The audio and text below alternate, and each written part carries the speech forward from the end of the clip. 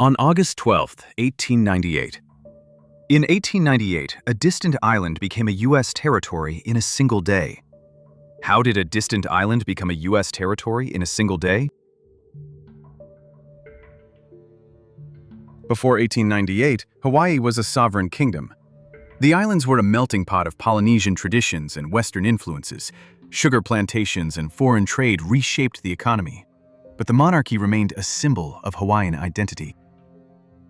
U.S. ships arrived in the 1840s, bringing missionaries and merchants. By the 1890s, American interests controlled much of Hawaii's land. The U.S. Navy's presence signaled growing power. Local elites, eager for change, saw opportunity in foreign alliances. Sugar became Hawaii's lifeblood and a bargaining chip. Plantation owners, often American, dominated the islands. The monarchy struggled to maintain control. Foreign investors saw Hawaii as a prize. Queenliliuokalani ruled with a mix of tradition and reform. She sought to restore power to native Hawaiians, but her reforms clashed with American interests. Her reign became a battleground for sovereignty. Protests erupted over land seizures and foreign rule. Native Hawaiians demanded self-governance, but American-backed rebels overthrew the monarchy. The Queen was imprisoned. By 1898, U.S. troops occupied key Hawaiian ports. The islands were a strategic foothold in the Pacific. American interests moved swiftly to claim Hawaii. On August 12, 1898, the U.S. Senate passed the Newlands Resolution. Hawaii was declared a U.S. territory. The treaty was signed without Hawaiian consent. Queenliliuokalani was exiled to a distant island. Her imprisonment marked the end of Hawaiian independence. She refused to acknowledge American rule.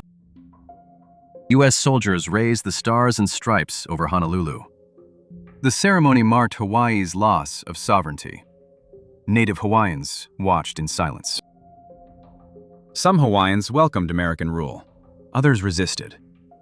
The population was split between Native Hawaiians and foreign settlers. The annexation reshaped the island's future. The U.S. banned the Hawaiian language in schools. Native traditions faced extinction.